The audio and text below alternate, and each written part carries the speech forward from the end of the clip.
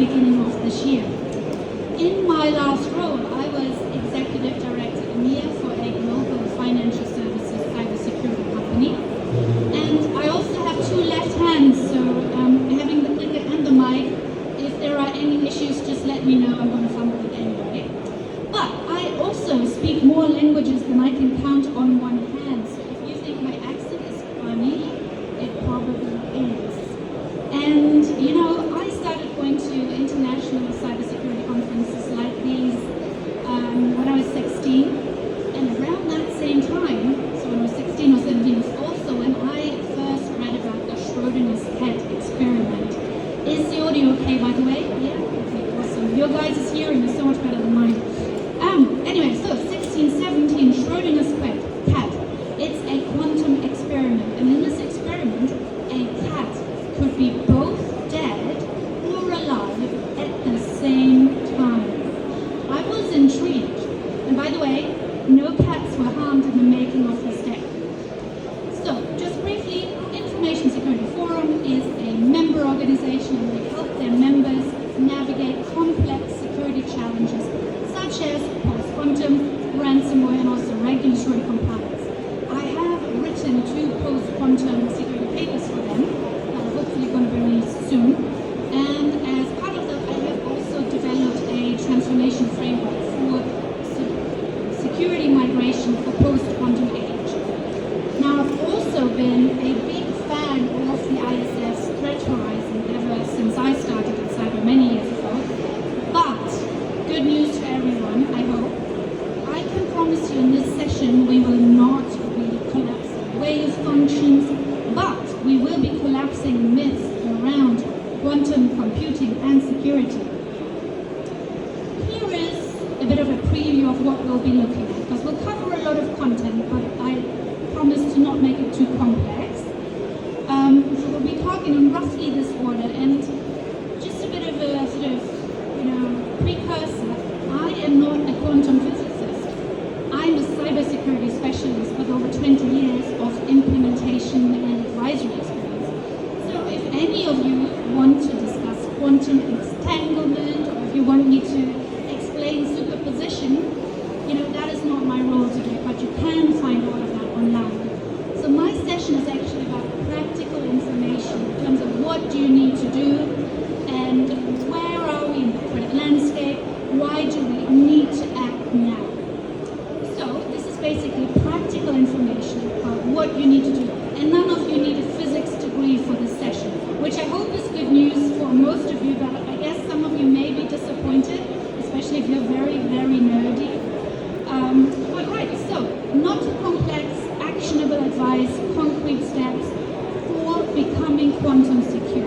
And if that is of interest, stay with me for the next 20 minutes.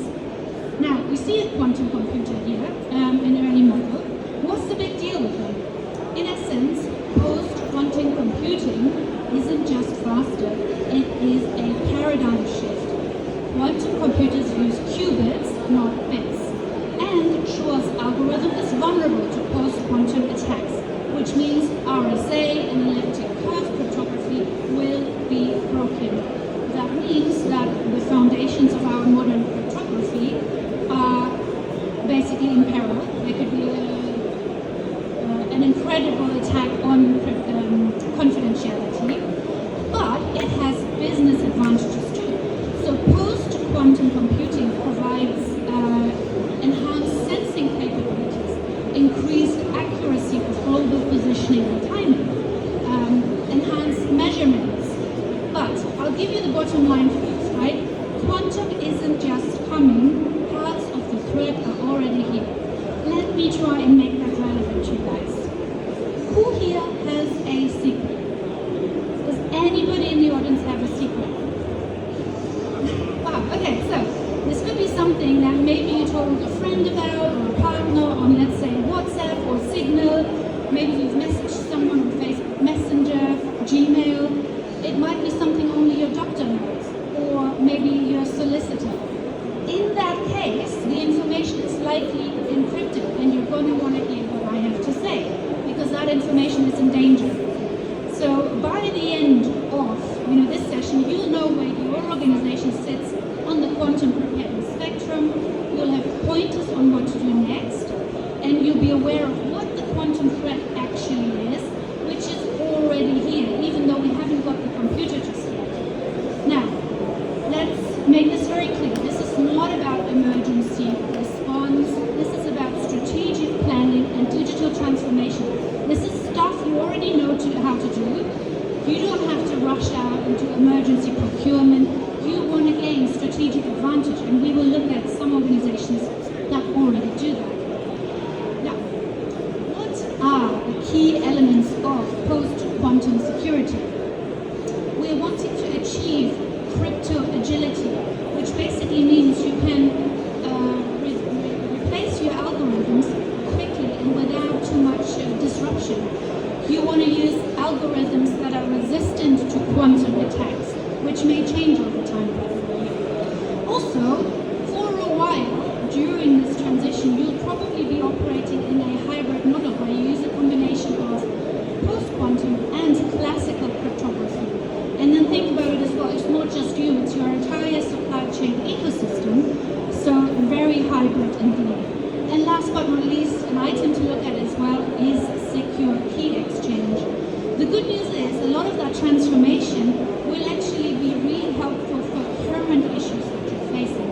This isn't just, oh, let's do a big project for something that's relevant in 20 years. This is going to help your ransomware protection today, your data security management. So let me talk you a little bit through the threat, the thing that's sort of keeping me awake at nights. And you know, I don't do FUD, but whilst many experts debate when is the quantum computer coming, I mean, that's the question I always get. So when is it coming? Actually, what you need to be thinking about is adversaries are already filling their data lakes with your data today. Those secrets we talked about, possibly a nation state has already stored that data. What are they going to do with it? They will decrypt it by the time a quantum computer becomes available. And think about it this way. If you were a nation state and you had access to A, this technology, and B, lots of sensitive, highly sensitive data, would you announce it immediately? Maybe not. That's what makes this threat so insidious and actually hidden. But think about this as a time-delayed data breach. The explosion happens when quantum computers arrive, but the bomb was planted years earlier, not even just today, probably before today. And what impact are we looking at? So, I want you to imagine the combined negative impacts of Panama Papers, WikiLeaks, Ashley Madison. Multiply that, scatter it around the whole globe, and have it all at the same time, right? It gives me the shivers and not the good kind. If you're still not convinced, think about data created today. Any fresh data is at peak value at the time of creation, and in many industries, the data value goes down over time, for example in retail. However, things like genomic or nuclear secrets, they have a really long secrecy requirement. But even if your data secrecy requirement goes down, it'll get less for most industries over the next 20 to 200 years. But new data is created daily. So by the time the computer arrives, suddenly that fresh data could be exposed at its highest value point, at its highest secrecy requirements. If you were in the hospital yesterday, whatever came out of the scan, that could be exposed then. And that's what this graph is showing. Right, so I have a little interactive exercise for you. I'd love for you to put your hand up, because this simple question is going to be explaining you everything about where you need to be on the quantum timeline. So if you could please raise your hand and only take it down once your industry is listed on the screen. Let's do that experiment real quick. Human, thank you so much. Put up your hand, and if you're in this industry, take it down. If, however, this applies to you, take your hand down. Oh my gosh, you're working very secret. 20 plus years. Okay, so do you see how the room is splitting? Basically, that is what whenever you took your hand down, that means where you should be in the post-quantum journey. And I'll show you that exactly. That is basically what the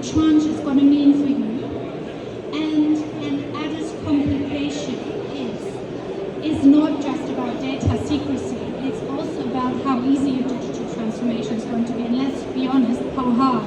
Right? Think about, for example, when you went from TLS 1.2 to TLS 1.3. It's that level of complexity, but actually even bigger.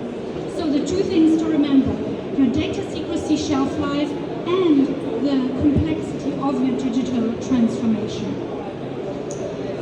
You know, think about it this way. Some of you guys may have heard that in financial services, certain organizations still use COBOL or mainframe, right? Still, to this day, that's what we're talking about. Now, you remember those hands you raised, right? This is what this means, right? If you are storing genomic data or nuclear protocols, you should probably be in crisis response mode right now, whether you know it or not. But if you're in financial services, you're probably in this tranche, and you should be in the strategic planning zone.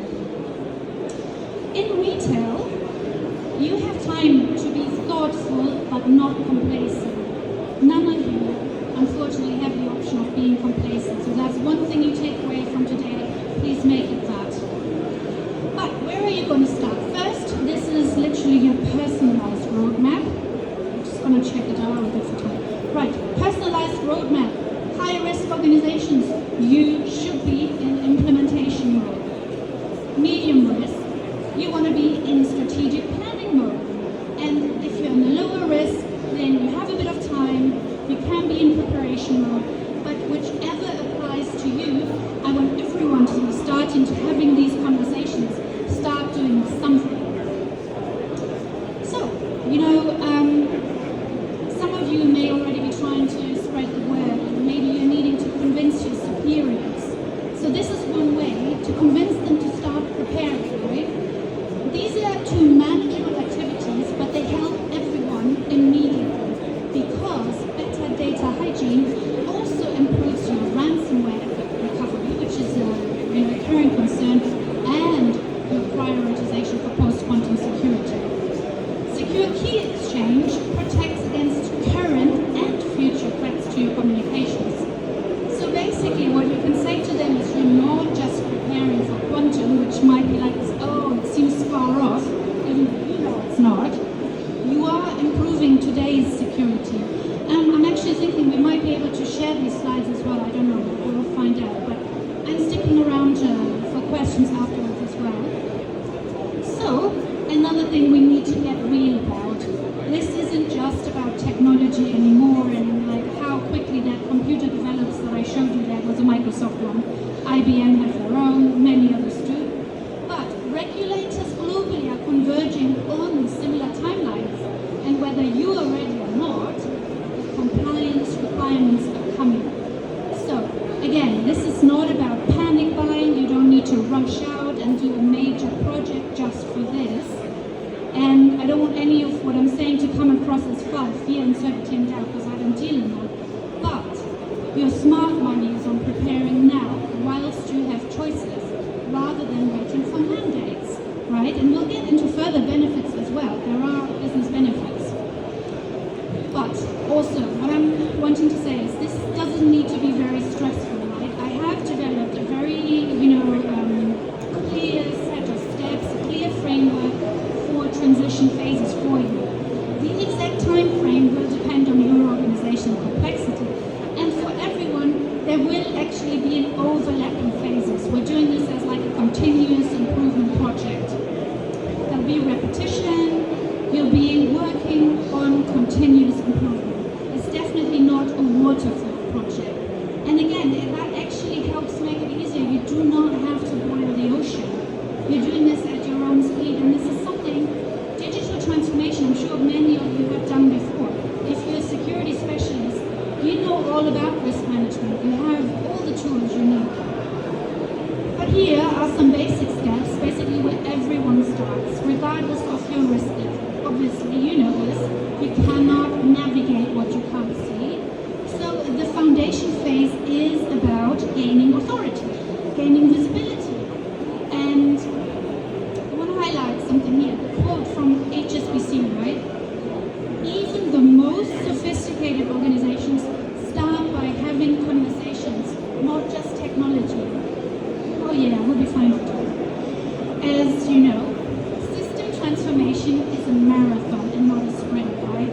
You know, we can get very excited about quantum algorithms and quantum resistant algorithms, but the reality is post-quantum preparedness is years of systematic infrastructure and process replacement. You know, like I said, TLS 1.2 to 1.3, but this is even bigger.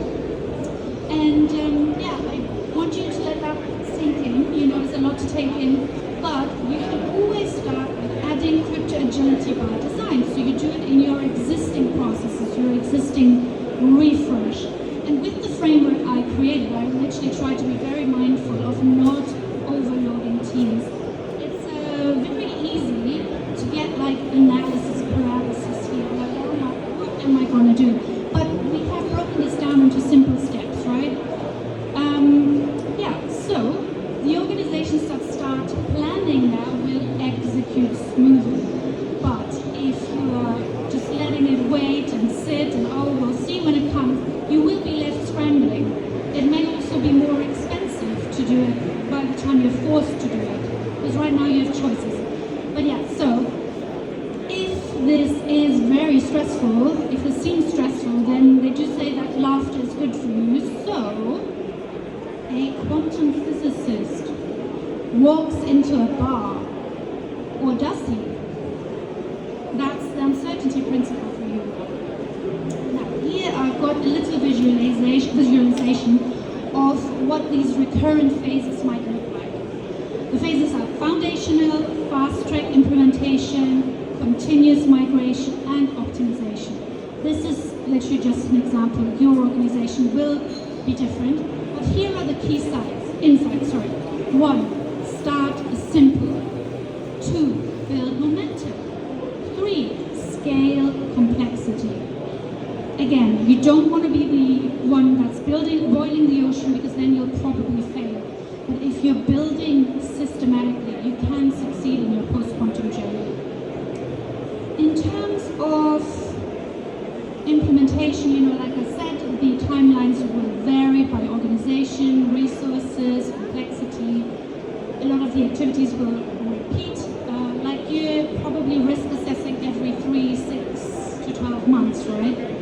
And the timeline may also accelerate if, for example, the regulatory requirements change or the threat landscape. And think about it this way, there could even be other advances in computing speed that necessitate some of this preparedness other than just post-quantum, right?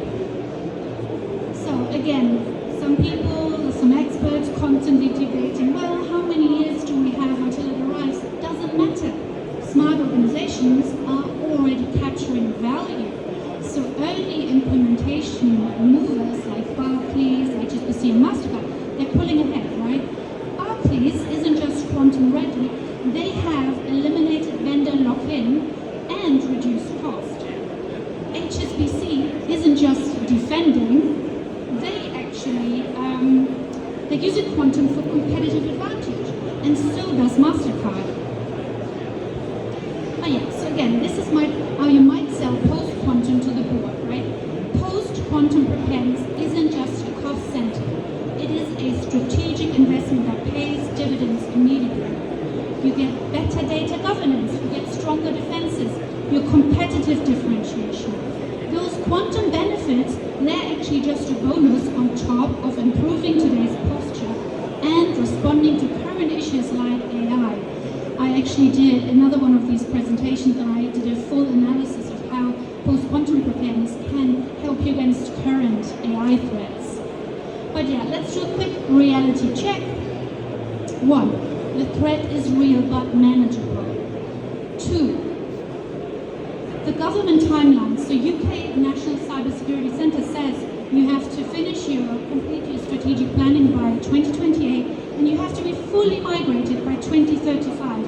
10 years isn't a long time for most organizations. 3, you want to work on your data lifecycle management. And 4, the early adopters that we just saw are already winning. So, the last point is my favorite actually, the most important one.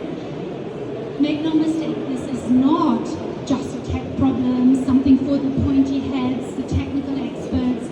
Those who understand elliptic curve cryptography or factorization know post-quantum security is a whole org transformation project.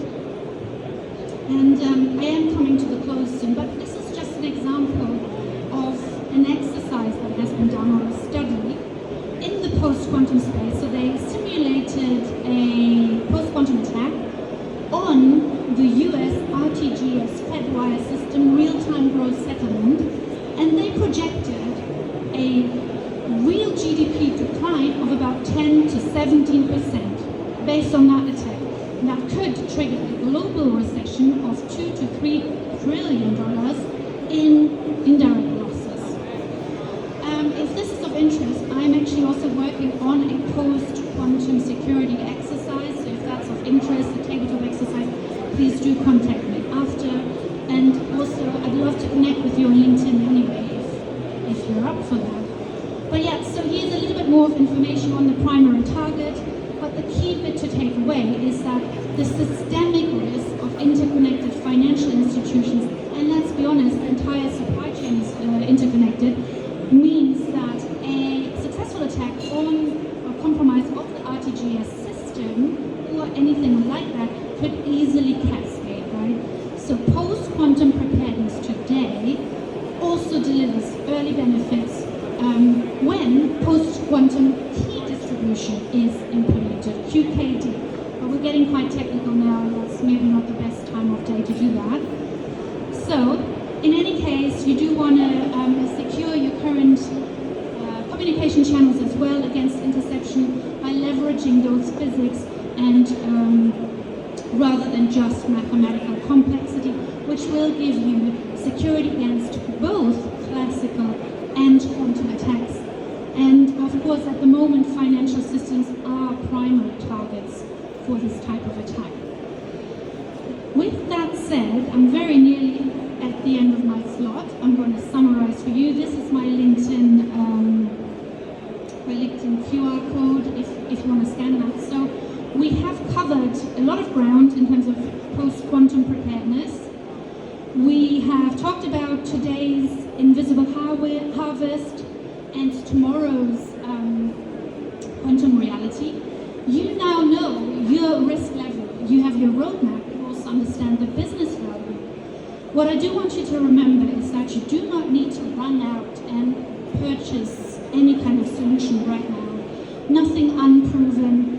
You just sit there and you do your digital transformation the way you've always done it, just to add the post-quantum. You do not want to fall for the hype, the overblown marketing of you have to buy now. That is not the case.